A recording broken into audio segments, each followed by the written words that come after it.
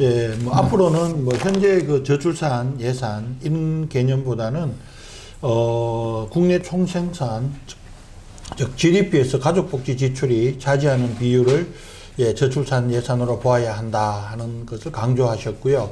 그리고 독박 육아라든지 경력 단절이 결국 저출산으로 이어지지 않나 이렇게 진단을 하고 있는 것 같습니다. 결론적으로 예, 이때까지의 인구 정책의 프레임이 바뀌어야 한다 이렇게 이제 예, 보고 계시는 것 같습니다. 자, 그럼 지금부터 예, 토론을 시작하도록 하겠습니다. 예, 이제 오늘의 주제가 어떻게 하면 이제 좀 출산율을 예, 유럽 수준으로 올릴 수 있는지 이런 부분에 대해서 좀 토론을 하기 위해서 먼저 그 저출산의 원인과 예, 정책의 변화에 대해서 먼저 좀 그 이야기해야 될 것 같습니다. 예, 고령화가 지속되고 있고 또 초저출산 현상이 예, 심화되고 있는데 이러한 초저출산의 원인은 무엇이라고 생각하시는지요? 왜냐하면 원인을 알아야 우리가 대응을 할 수 있을 것 같기 때문에 예, 이 부분은 우리 이삼식 교수님에게 예, 넘기겠습니다. 우리가 뭐 저출산 원인은 우리가 이론적으로나 뭐 우리가 정책 실질적으로 보면 크게 두 개 차원으로 구분이 됩니다. 하나는 거시적 차원하고 미시적 차원으로 구분이 되는데 거시적 차원은 우리가 일반적 사회 현상이라고 보시면 되고 미시적 차원은 그런 사회 현상의 변화에 따라서 각 가국, 가족, 개인들이 느끼는 어떤 그런 여러 가지 어려움들 이런 것들 갖다 미시적 차원의 원인이라고 볼 수 있습니다. 그래서 보통 우리가 이제 거시적 환경으로 보면 우리가 이 고용이라든가 사회 규범, 또 문화, 또 주거, 그리고 뭐 임의라든가 뭐 교육 이런 우리가 일반적으로 알고 있는 여러 가지 그 영역들을 갖다 우리가 이야기할 수 있고 이런 영역들 안에는 정책도 우리가 포함이 됩니다. 그래서 정책이 모든 그 사회현상 영역을 갖다가 포괄하고 영향을 미치는 것이 아니라 정책도 독립적으로 어떻게 상호작용을 통해서 영향을 미칠 수 있는 하나의 영역을 볼 수 있습니다. 그리고 이런 사회 환경의 변화에 따라서 일반 국민들이 느끼는 어떤 여러 가지 그 어려움들, 우리가 원인이라고 할 수 있는데 저출산에 이런 것들은 우리가 양육비가 많이 든다. 또 교육 관련돼서 사교육비라든가 이런 것이 많이 든다든가 또는 일가정 양육이 어렵다든가 또는 여러 가지 고용이 어렵다든가 수입 불안정하다든가 이런 원인들이 쭉 있습니다. 그런데 그러면 결과적으로 봐서는 이런 사회 환경의 변화에 따라서 이런 이 국민들이 영향을 받고 그런 국민들이 의식구조 안에서 그 영향 때문에 출산을 갖다가 주저하거나 결혼을 갖다 포기하는 이런 상황이 벌어지는 것이 우리가 전반적으로 이야기하는 우리가 저출산의 어떤 그런 사회 경제적 영향 메커니즘이라고 볼 수 있습니다. 자, 그런데 그동안 정책적으로 보면 우리나라는 이런 모든 사회현상의 어떤 그 부분들을 갖다가 정책으로 다 해결하려고 노력을 많이 합니다. 왜 그러냐면 당장은 미시적으로 보면 국민들이 요구하는 것들이 여러 가지 그 사회환경 관련돼서 하는 것들이 많다 보니까 이런 요구사항을 해결하기 위해서 정책들은 많은 그 노력을 합니다. 뭐 물론 여러 가지 한계도 있지만 그런데 우리가 그냥 일반적으로 이야기해서 과연 이 정책들이 모든 환경의 어떤 영역들을 갖다가 변화시킬 수 있는 만큼 힘이 있는 건가 또 하나 더 중요한 것은 그만큼 필요 충분성이 있는 건가 이런 것들을 우리가 진단해 볼 필요가 있습니다. 자, 결과적으로 봐서 우리나라 출산율이 현재 0.8명대까지 떨어지는 이유는 저는 이렇게 생각합니다. 우리가 이 거시적 환경에 대해서 정부가 어떤 그 노력도 하지 않았다 이렇게 볼 수 있습니다. 대표적으로 우리가 이런 청년층의 고용 문제라든가 또는 어떤 주거 어떤 공급의 불안정성 문제, 주택 가격 문제들 그리고 우리가 사회 규범면에서 생기는 여러 가지 이 청년층들이 요원하는 것들 쉽게 세대 간의 어떤 여러 가지 그 이 세대 어떤 부여 문제라든가 이런 것들을 해결하지 못한 것도 있고 또 여러 가지 우리가 이 가족의 문화의 다양성에 대해서 정부가 어떤 흐름을 바꾼다든가 이런 것들은 어떻게 보면 정책 하나 갖고 할 수 있는 영역도 아닌 부분들은 또 정책 노력도 미흡했다 볼 수 있습니다.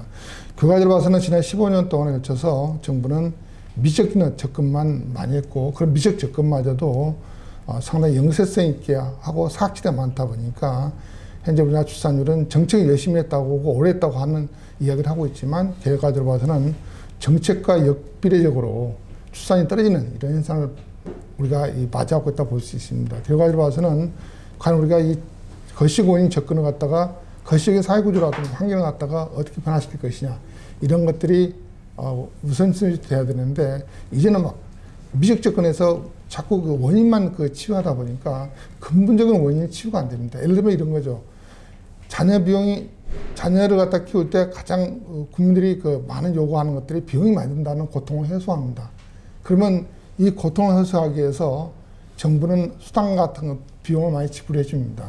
근데 정부는 근본적으로 이런 비용이 많이 드는 구조를 갖다가 타파할 노력을 하지 않습니다. 그러니까 근본적인 어떤 비용이 많이 드는 어떤 근본적인 원인은 그대로 방치한 상태에서 그냥 우리가 미시적으로 돈만 좀 이렇게 지원해 주는 데 되다 보니까 근본적으로 봐서는 원인은 그대로 있고 일단은 이 정부 정책은 또 남들 돈을 많이 쓴다고 하지만 여러 가지 소모적이고 그 순간에 있는 국민들은 여전히 큰 고통을 겪고 있기 때문에 현재 우리가 이 정책과 거시적인 사회구조 환경과 괴리가 생겨서 현재 우리나라 저출산 현상이 다른 어느 나라보다도 좀 더 심화되는 이런 현상을 볼 수 있습니다. 그래서 서구사에서 그나마 유럽 국가들이 출산율이 1.5를 6, 7, 8대로 유지되는 것들은 사실은 정책 하나 힘만 갖고 되는 것이 아닙니다.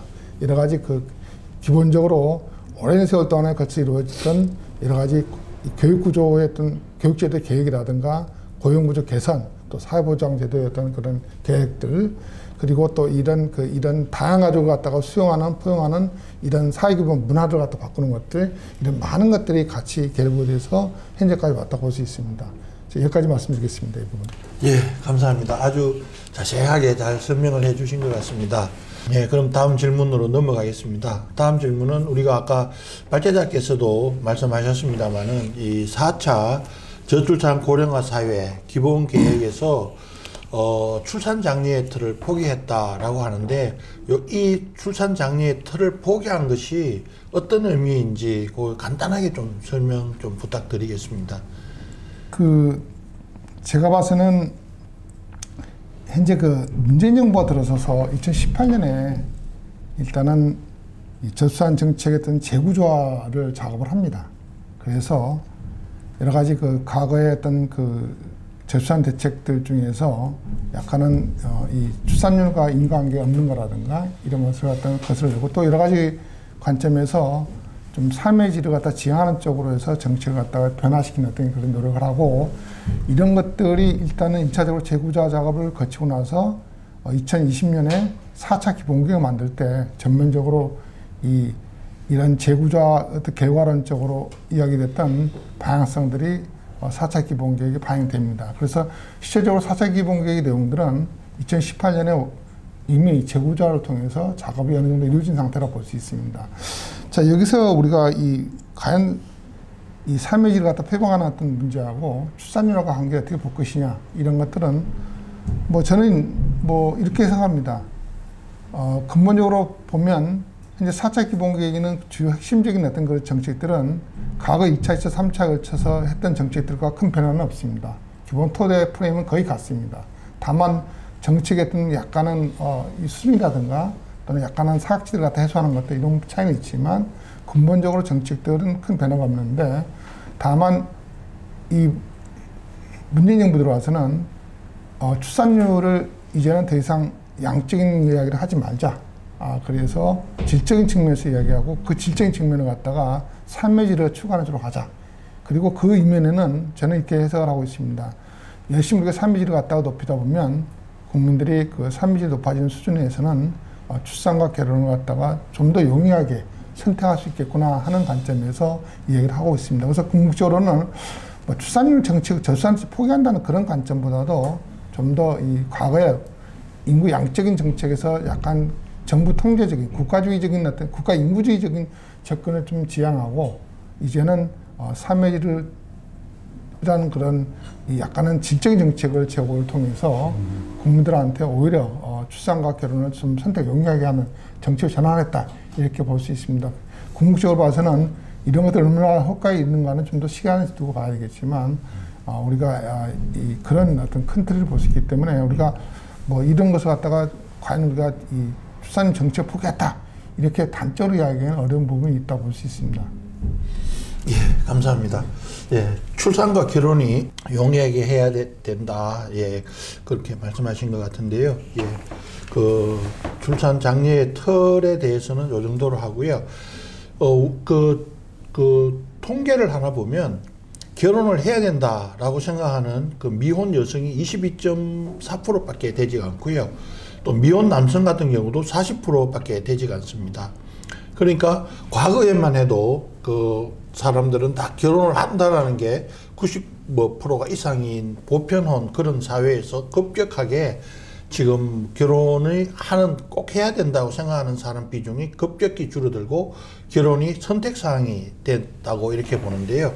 이렇게 됐다면은 이제 출산력의 관점에서 보면 앞으로 더 초저출산이 심화될 것으로 이렇게 보이는데 결혼에 대한 가치관이나 또는 변화 이런 부분에 대해서는 어떻게 좀 해결을 할 수가 있겠습니까? 아니면은 그냥 자유방임으로 두는 게 맞는 건지. 이 문제는 사실 상당히 고민스러운 부분입니다. 왜냐하면 사실은 과거에 우리가 이 문제를 갖다 접근했을 때는 약간의 이것을 갖다 우리가 이 젠더 관점에서 여러 가지 이 노동시장이라든가 가족 구조의 어떤 이 젠더 차별에서 왔다고 볼 수 있는 부분이 많습니다.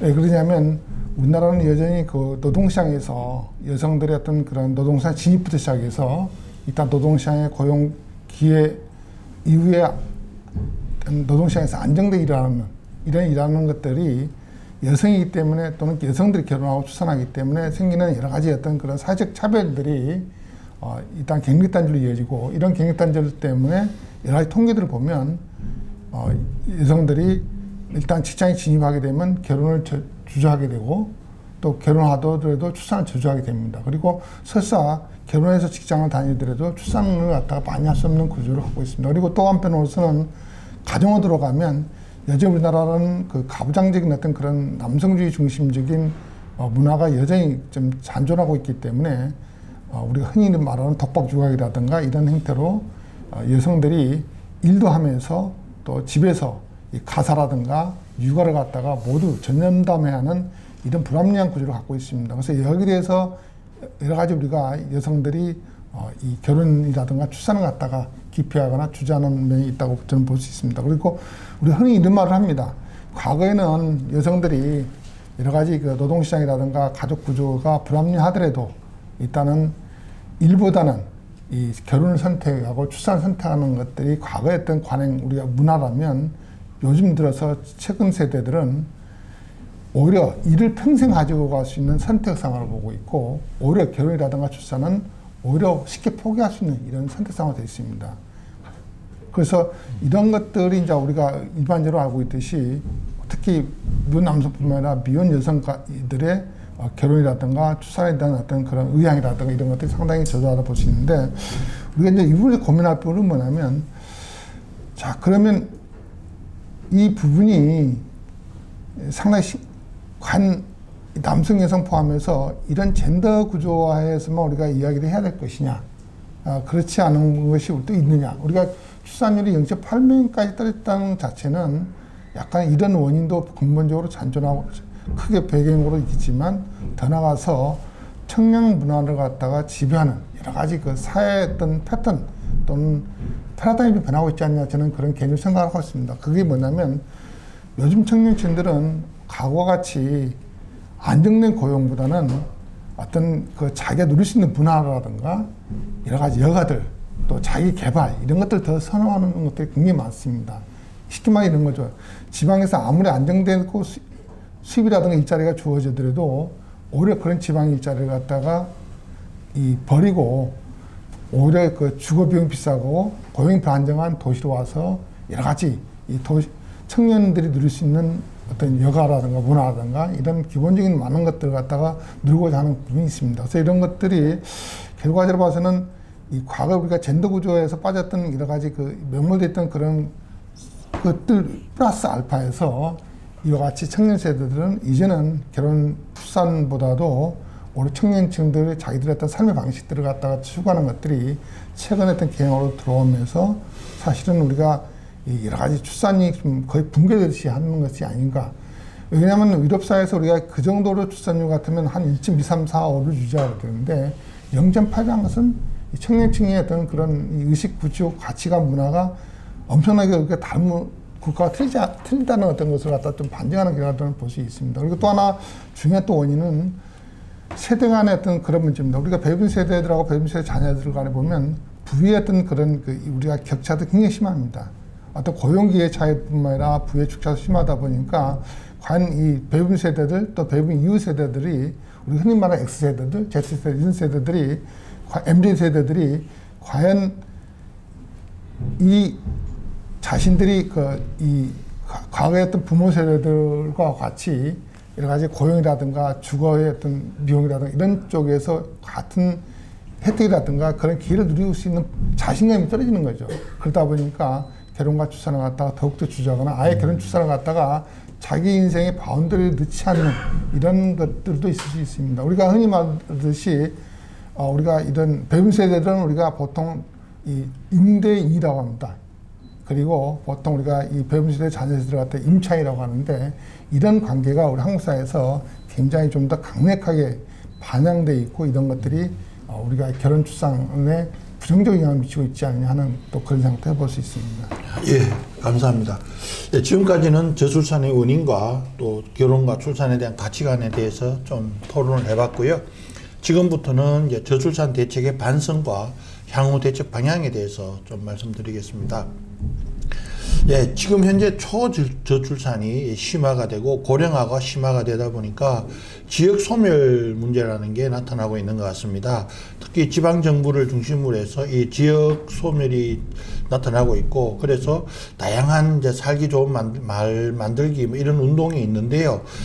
중앙 정부와 지방 정부의 재정 지출 역할 분담 이런 문제와 또 지역 소멸 문제 이런 부분에 대해서 간략하게 좀 먼저 이삼식 교수님부터 좀 말씀해 주시고 그다음 우리 정지영 교수님 다음에 좀 말씀.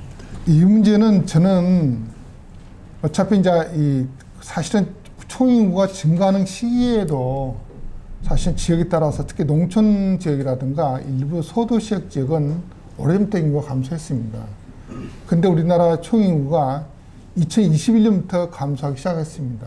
이 말은 뭐냐면 감소가 증가하는 시기에도 지역에서는 부분적으로 인구가 빠르게 감소했는데 이제는 어느 지역도 사실 인구가 감소하는 것을 피할 수 없는 그런 상황이 와 있습니다. 그래서 어느 정도로 우리가 이제는 인구 감소가 안 일어날 지역이 없을 정도로 우리가 일단은 보편화돼서 우리가 인정을 해야 된다는 부분이 있고 그럼에도 불구하고 많은 지자체들이 지금 현재 보면 과거의 그 유럽 사회에서 1980년대, 60년대부터 80년대 했던 일종의 프로악티비티, 쉽게 말하면 우리가 이 경제 발전론주의적인 어떤 그런 접근을 합니다.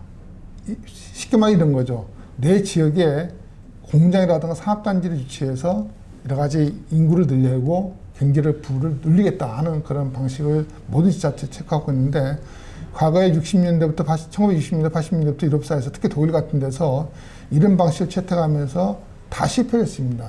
그래서 그 실패 반성으로서 이제는 우리가 이런 어떤 발전주의적 지역 발전주의식으로 이 지역 소멸을 막기는 것이 어렵기 때문에 결과적으로 봐서는 지역의 어떤 그런 고유한 가치를 창출하고 그런 가치 중심으로 일단 지역을 갖다가 운영하는 것들이 더 중요하다. 쉽게 말하면 인구가 다시 거꾸로 증가하는 것은 기대하기 어렵습니다. 대신에 남아있는 인구들이 좀 더 안정적으로 정주하면서 복지와 삶의 질을 누릴 수 있는 형태로 우리가 이 지방 소멸을 갖다 접근해야 된다.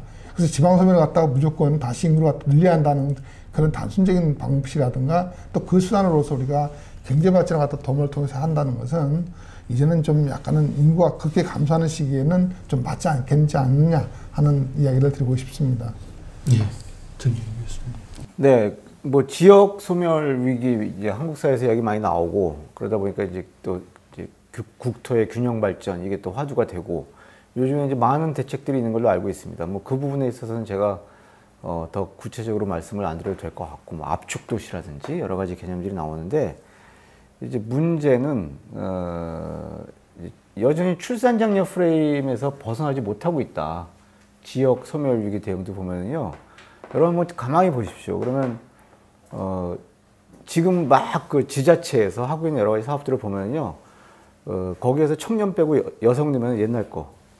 그러니까 이 이제는 출산 장려의 대상이 이제 청년이 되는 거죠. 그런데 청년들이 그렇게 막 한꺼번에 뭐 이런저런 이유로 인해 가지고 대거 지역으로 단시간 내에 이동을 하면 되면 좋겠지만 아마 이제 그럴 가능성은 없지 않겠습니까? 결국은 내 지역을 이제 그게 뭐 압축도시 개념이 됐든 뭐 어떤 개념이 됐든지 간에 이제 사람이 살 수 있는 내지는 이제 가족이 살 수 있는 어떤 가족 친화, 사람 친화. 그러니까 이제 그런 지역에 가서 보면은요, 산책길 하나, 이게 산책길 온 곳하고 사람이 다닐 수 있는 인도 하나 제대로 없어요. 다 자동차, 마을에서 마을을 가려고 해도 차도만 있지, 뭐 인도 하나 제대로 없는 그런 상황들. 그래서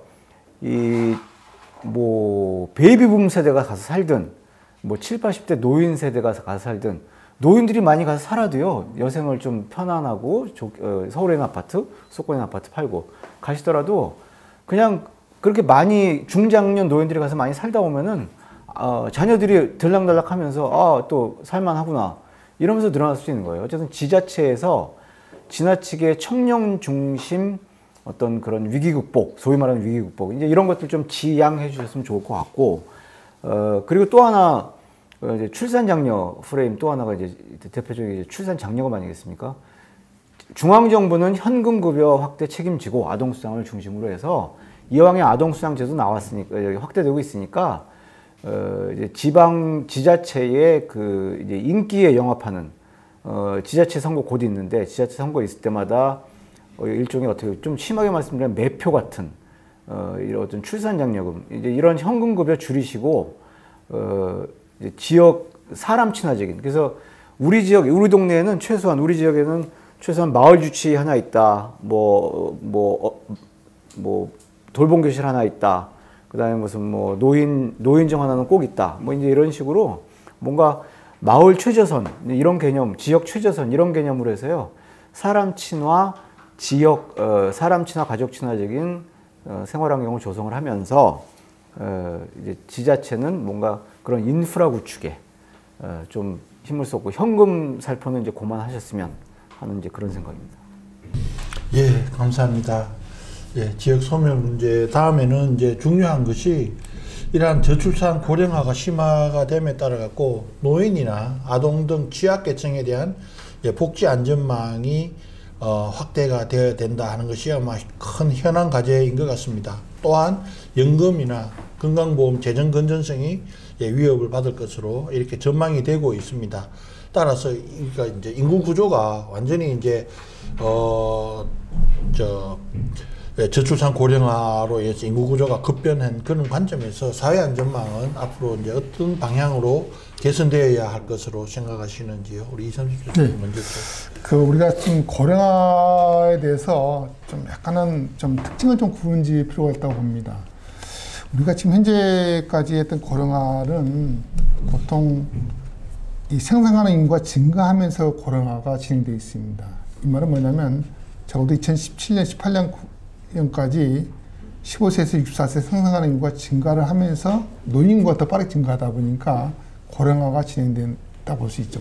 이것은 좀 어떻게 보면 자연스러운 현상이고 어떻게 보면 좀 더 생산하는 인구가 증가하는 관점에서 보면 약간은 어느 정도 대응이 가능한 어떤 그런 시기라 볼 수 있습니다. 그런데 지금부터 시작해서 한 2049년, 한 2050년까지 향후 30년을 들여다보면 이 생산하는 인구가 역으로 감소하면서 노인 인구는 오히려 베이비 세대들이 노년층이 진입하면서 이 두 축이 역방향으로 진행하면서 고령화가 굉장히 빠르게 진행되는 시기라 볼 수 있습니다. 쉽게 말하면 노인 인구의 양적 규모도 엄청나게 증가하지만 인구 구조적으로 봐도 이 고령화 속도가 쉽게 생산하는 인구 대비해서 노인 인구의 어떤 그런 비율이 엄청나게 빠르게 증가하는 시기라 볼 수 있습니다. 그리고 2050년부터는 사실 노인 인구도 감소를 합니다. 다만 생산하는 인구 감소에 비해서 노인 인구 감소 속도가 완만하기 때문에 약간 그때부터는 고령화가 한 45%에서 완만하게 좀 진행됩니다. 그래서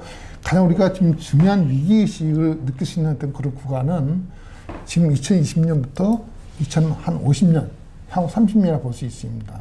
그래서 이런 30년을 바라다 보았을 때, 과연 이 극히 늘어나는 노인 인구, 지금 우리나라 노인 인구가 한 80명만 되고 하는데, 곧 있으면 2049년 되면 노인구 2천만 명입니다. 한 1,600만 명대 증가를 하는 거죠. 과연 이렇게 엄청나게 빠르게 증가하는 노인 인구를 갖다가 어떤 식으로 부양해야지 우리가 특히 젊은 층들, 노동층의 어떤 부담도 줄고 또 사회 어떤 역동성도 살리면서 여러 가지 사회 지속 가능성을 갖다가 들릴 수 있냐 이런 것들을 갖다가 굉장히 고민할 때라고 볼 수 있습니다. 자, 그런데 지금까지 보면 이런 걸 위해서는 우리가 여러 가지 현재 그 사회보장 시스템이라든가 이런 것들을 다 전면적으로 개혁을 해서 가야 되는데 사실은 사회보장 개혁이라는 것이 연금 등 이런 개혁들이 쉽게 말하면 정치적으로 상당히 부담이 되다 보니까 계속 주저하고 있는 부분이 많습니다. 근데 이제 저는 개인적으로 이런 것들을 계속적으로 연기하거나 주저할 만한 이제 시간적 여유가 없다. 저는 이렇게 생각을 합니다. 그래서 적어도 아마 차기 정부에 들어오면, 새 정부가 들어왔으면 연금 같은 것도 이제는 과감 개혁을 해야겠다. 쉽게 말하면 우리가 국민연금의 어떤 그런 보험료를 갖다 인상하는 부분이라든가 또는 다른 공적연금하고 어떻게 통합하는 문제, 일어나는 문제 이런 것들도 우리가 좀 지속 가능하게 봐야 되겠다. 그렇지 않으면 연금의 어떤 지속 가능성은 굉장히 파괴될 수밖에 없다 이렇게 볼 수 있습니다. 그리고 또 하나 중요한 것은 여러 가지 건강보험이라든가 이 장기요양보험 같은 것도 재정이 어떻게 건전할 거다 저는 생각하는 겁니다. 그래서 저는 이런 문제를 해결하기 위해서는 우리가 엄청나게 빠른 속도로 진행하는 고령화를 해결하기 위해서는 궁극적으로 그 축은 고령자가 되지 않겠냐 생각이 듭니다. 왜냐하면 전체 인구의 40% 이상을 차지하는, 미래에 차지하는 이런 고령자들이 얼마나 역할을 해줘야에 따라서 이런 많은 어떤 사회보장 어떤 그런 문제를 갖다가 해결할 수 있다 저는 생각하고 있습니다. 그래서 결과적으로 봐서는 우리가 흔히 하는 말로 이제는 우리가 이 소득보장 관련해서는 다층 소득보장제를 좀 강화하는 방안들. 쉽게 말하면 여러 가지 우리가 형태의 연금들이 있죠. 퇴직연금이라든가 우리가 예를 들어서 그 농지연금, 주택연금 이런 다양한 연금들을 갖다 활성화시키는 하는 것도 굉장히 중요하다고 볼 수 있고 또 건강보험료 인상에 대해서는 요즘 우리가 보면 월급 봉투를 봐보면 깜짝 놀랍니다. 사실 세금보다 더 빨리 증가하는 것이 건강보험료거든요. 이런 것들은 어떻게 보면 노인그룹의 지출이 엄청 빨리 증가하기 때문에 어쩔 수 없는 구조인데 이런 것들에 대해서는 좀 더 우리가 사전 예방 체계를 좀 더 강화되겠다. 그래서 우리가 여러 가지 관점에서 보면 우리가 이 일상적으로 우리가 젊은 시절 때부터 생활습관 개선이라든가 또는 우리가 이 운동이라든가 식이요법이라든가 또 건강검진 이런 것들이 좀 종합적 체계적으로 국민들이 지키고 또 국가 사회는 이걸 적극적으로 유도하는 쪽으로 해서 어떤 우리가 사전 예방 체계를 좀 더 강화하는 이런 것들도 중요하고 마지막 드릴 말씀은 이 고령자들이 이제는 이 건강하고 교수이 높다 보니까 더 일을 해야 되겠다. 저는 이렇게 생각합니다. 그래서 우리가 지금 아직 우리나라는 정년장에 대해서 이런 정책 부담 때문에 이야기는 하지 않고 있지만 보통 우리가 정년장을 일본 같은 예를 들어보면 정년장을 보면 3년마다 1세씩 연장을 해서 2025년부터 65세 정년이 정책됩니다. 이 말은 뭐냐면 우리나라 같은 경우는 노동력 부족 시기가 대충 여러 가지 보고서라든가 연구 보고서라든가 논문을 보면 보통 베이비 세대들이 다 빠져나가는 2030년부터 노동력이 부족될 거라 이야기를 하고 있습니다. 그러면 노동력 부족이 시작되는 2030년대를 가정한다면 적어도 지금 2020년대부터 우리가 정년장이라든가 정년 선택이라든가 여기에 따른 여러 가지 임금체계 개편이라든가 또는 여러 가지 일하는 방식들 개선들 이런 것들이 좀 더 지금부터 계획을 좀 서둘러야지 우리가 2030년대 40년대에 우리가 여러 가지 발생할 수 있는 노동력 부족이라든가 사회 보장의 어떤 그런 이 재정 건전성의 어떤 불안정성 문제 이런 것들 갖다가 동시에 일할 수 있지 않냐 생각이 듭니다. 그래서 이것들은 좀 더 정부가 우리가 좀 위기시 가지고 우리나라 가장 큰 단점은 뭐냐면 이 각각 정권이 5년마다 그 단임되는 정권이다 보니까 자기 시기에 어떤 그런 약간 인기 없는 이런 어떤 고령화를 대응하는 개혁들을 갖다가 주장하고 있는데 이제는 더 이상 미룰 수 없다 이렇게 보고 있습니다. 예, 감사합니다. 예, 정재훈 교수님. 네, 연금 개혁을 비롯해서 이제 포괄적인 사회보험의 개혁 말씀 많이 해주셨으니까 중복해서 발언 안 하도록 하고 결과적으로 이 저출산 고령화 하게 되면 저희가 이제 부양 부담이 늘어난다. 일종의 이제 공포 시나리오인데 이제 이거를 여러 가지로 이제 극복할 수 있는 방안들이 있겠지만 그 중에 한국 사회가 지금까지 못하고 있는 것, 건드리지 못하고 있는 것이 결국은 이 부양부담의 그 뭐랄까요, 뭐 집단을 줄이면 되는 거 아니겠습니까? 그러니까 이제 노인 연령 상승. 지금 노인들은요, 그 소위 말하는 65세 이상 노인들 대상으로 조사해봐도 65세를 노인이라고 생각 안 하시잖아요. 뭐 70세 이상 되어야. 그래서 노인 연령 상승을 노인 연령을 빨리 상향 조정할 필요가 있고, 그러니까 부양을 받는 존재가 아니라 스스로 이제 인생을 개척해 나가는 그런 어떤 이제 뭐랄까요, 65세 노인이라는 표현도 좀 그렇고, 어쨌든 이제 그런 노인 65세 이상 인구 집단 분류에 있어서 노인 좀 이렇게 변화가 일어나야 되지 않을까 싶고, 그 다음에 결국은 이제 인구 부양 부담 이야기하는 게 취업 활동 인구가 줄어들어서 그렇다라고 하는데, 한국 같은 경우에 지금 여성 고용률이 60%가 안 되는 수준입니다.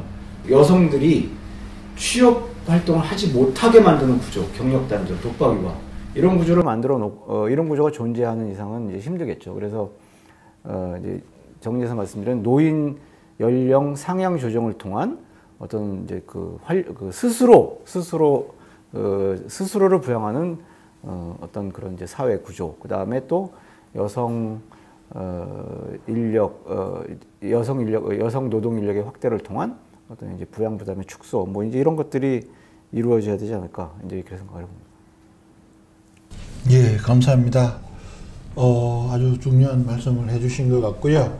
하여튼 노인 연령 상향이나 이런 부분의 개혁이나 필요하다, 이런 말씀 필요한 것 같습니다. 자, 다음 마지막으로 마지막 질문을 드리도록 하겠습니다. 현재 그 미혼 가정 자녀에 대해서 기혼 자녀와 동일한 정부가 필요하다, 또는 해외 우수 인력이나 또는 이민에 대해서 적극 수용해야 된다, 뭐 이런 의견이 많이 나오고 있는 것 같습니다. 아주 초고령화 사회와 초저출산 사회가 대비해서라도 이런 점을 포함을 해서 아까 조금 전에 새 정부에 대한 바라는 점, 이런 부분은 조금 언급이 있었습니다만, 뭐 전체적으로 한번 이제 마지막으로 새 정부에서 어떻게 하는 게 좋겠다 하는 요런 좀 결론 비슷한 그런 걸로 해서 마무리 발언 좀 부탁드리겠습니다. 먼저 우리 이삼식 교수님부터.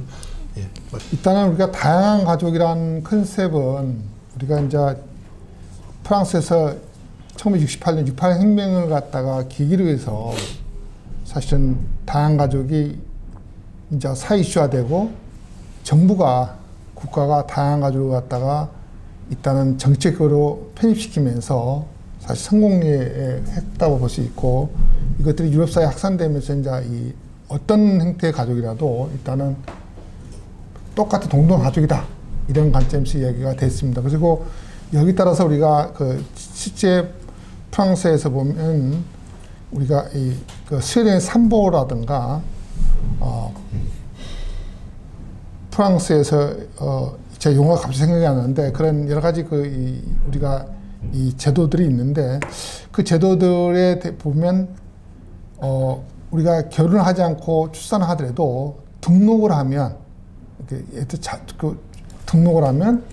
여러 가지 결혼한 부부와 똑같이 권리와 의무를 갖다가 보장해주겠다, 이렇게 하면서 이 제도권을 끌어들이는 부분이 있습니다. 물론 만약에 사실은 부부가 헤어지면 법적 그런 근거는 남기지 않겠다 하는 관점입니다. 그래서 실제적으로 이런 부부들 사이에 우리가 등록된 부부라고 합니다. 보통 이야기는 법률적 부부하고 차별해서 등록된 부부라고 하는데, 이런 등록된 부부에서 태어난 아이들이 상당히 많습니다. 물론 미등록된 부부도 있습니다. 그 등록마저도 나는 싫다, 그래서 나는 등록도 하지 않고 애를 낳고 키우는 부부가 있습니다. 그런 부부들 사이도 애를 많이 낳습니다, 실제적으로. 근데 그래서 상당히 복잡하죠. 왜냐하면 우리가 보면 법률원 부부가 있고 등록된 부부가 있고 미등록 부부가 이렇게 나와 있는데, 여러 가지 제도가 중요한 것은 우리나라는 이제 이런 다양한 가족에 대해서 이 컨셉을 받아들이고 이런 다양한 가족을 갖다가 사회 제도화시키기 위해서 일부 국회에서 이런 이야기를 논의를 많이 합니다. 근데 저는 이제 개인적으로 이런 생각을 합니다. 프랑스에서 이런 제도를 갖다가 이 사회 제도화 시키면서 국민들의 수용성 높일 때는 상당히 오랜 시간이 걸렸습니다. 그래서 저는 우리 한국 사회에서 이런 제도가 분명히 필요하다고 볼 수 있게 하는데, 다만 이런 제도를 인위적으로 너무나 지나치게 단기적으로 이런 법 제정을 통해서 이런 다양한 제도를 갖다가 동등하게 인정하고 이렇게 가겠다는 것은 약간 너무나 우리가 성급하거나 너무나 큰 욕심이다 이렇게 볼 수 있습니다. 그래서 이런 것들을 우리가 근본적으로 인간 사회이기 때문에 필요하는데 이런 것들은 좀 더 사회문화적이라든가 학교 교육이라든가 여러 가지 그 접근을 통해서 이 국민들 수용성을 높이고 이런 수용성을 좀 높아진 상태에서 법 제도화 시켜서 여러 가지 등록된 가구라든가 비등록된 어떤 사실은 부부에서 태어난 아이라든가 또는 부모의 권리를 갖다 보장해 이런 것들 이런 것들을 좀 단계로 갔으면 좋겠다. 근데 지금까지 몇 년 동안 접근한 것들이 지나치게 법률 제정만 중요하다 보니까 계속적으로 이게 반대의 논리에 부닥치면서 계속적으로 공유해져 나오는 부분이 있습니다. 그래서 이런 사회문화적 접근은 좀 더 중장기적인 어떤 관점에서 좀 더 국민의 의식이라든가 인식 변화를 바라보면서 갔으면 좋겠다는 생각을 하고 있고요. 이민에 관해서는 저는 개인적으로 무조건 인구가 줄어들고 생산하는 인구가 줄어들다 보니까 무조건식의 이민자 수용은 저는 반대입니다. 왜 그러냐면 과거에 우리가 이 1960년대, 70년대 유럽 사회에서 우리가 그 약간 경제 성장을 이룩했을 때 가장 어려웠던 점이 노동력 부족이 있었습니다. 그 당시에 그 많은 유럽 국가들이 노동력 부족을 갖다가 해결하기 위해서 북유럽 국가들은 여성 고용을 갖다가 확산했고 서유럽이라든가 남유럽, 중유럽 이런 국가들은 중도 국가라든가 아프리카에서 대거 이민을 수용했던 그런 역사가 있습니다. 근데 그 당시에 북유럽 외에 나머지 유럽 국가들이 채택했던 이민 노동자들의 수용성은 그 당시에 산업발전, 그 경제성장 구도가 노동시합적인 제조업 중심의 어떤 성장 구조에 있었습니다. 그래서 그만큼 이민 노동자가 많이 필요했던 부분이 있는 거죠. 근데 그 이후에 이민자들, 이민 2세대, 3세대들의 어떤 사회적 불안정 요소가 될 뿐만 아니라 또 산업구조가 고도의 지식 기반 산업구조를 바뀌다 보니까 우리가 이 제조업 중심의 노동집합적인 어떤 이민자들 필요하지 않은 부분이 있다 보니까 많은 유럽 국가들이 우리가 우수인력 유치에 초점을 맞춥니다. 그래서 독일의 그린카드라든가 이런 것 같이 컴퓨터라든가 바이오라든가 그런 일정한 기술을 갖고 있는 사람들을 갖다 채용을 합니다. 그래서 우리나라 같은 경우도 아직은 우리가 이 3대 업종이라든가 중소기업이라든가 농업 쪽에 보면 여전히 우리가 노동직업적인 어떤 노동력을 필요로 하고 실제 국내에서는 그런 업종에 대해서 청년층들이 기피하기 때문에 노동력 부족이 있습니다. 그래서 부분적으로 우리가 고용 허가제를 통해서 그런 인력을 수입할 수밖에 없는 구조이지만 중장기적으로 봤을 때는 대다수 어떤 산업 구조가 지식 기반 사회로 반환한다는 그런 전제에서 보면 우리는 무조건 양적인 측면뿐만 아니라 양적인 측면에서 아니라 좀 더 우리가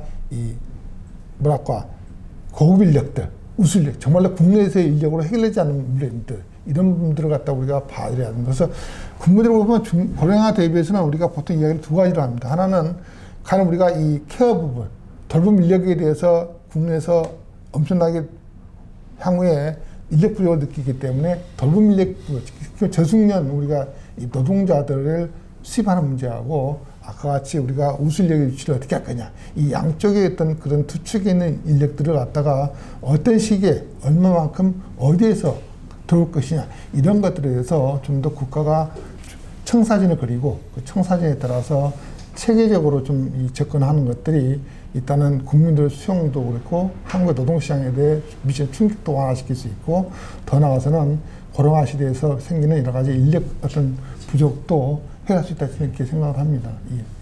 법적인 어떤 제도, 법제도 차원의 변화가 이제 있긴 있어야 됩니다. 왜 그런 거 하니 프랑스의 이제 팍스 시민연대 계약 같은 게 동반자 관계를 인정하는 거, 그게 이제 1999년, 2000년에 나왔는데 갑자기 나온 게 아니라 사실은 이제 그런 나라 같은 경우에는 60년대 말 여러분 잘 아시는 그 이제 사회 운동, 그러면서 이제 자유로운 어떤 결혼 생활이라든지 동거 뭐 여러 가지 그 삶의 다양성에 대한 삶의 다양성을 촉진하는 사회운동이 한 20년 전개되다 보니까 이제 팍스가 나온 거예요. 그리고 독일 같은 경우에도 70년대 말에 이제 그 여성이 자기 성을 쓸 수 있는 이제 이런 결혼했을 때 이제 그러면서 그게 70년대 말인데 2005년 이후에 어떤 다양한 가족의 개념을 인정하는 어떤 법제도 어떤 변화가 있었고 근데 그렇게 따지면요, 어쨌든 사회적인 어떤 그런 변화가 한 20년 정도 흐르고 나서 이런 법제도가 들어왔는데 이게 자연스러운 과정이죠.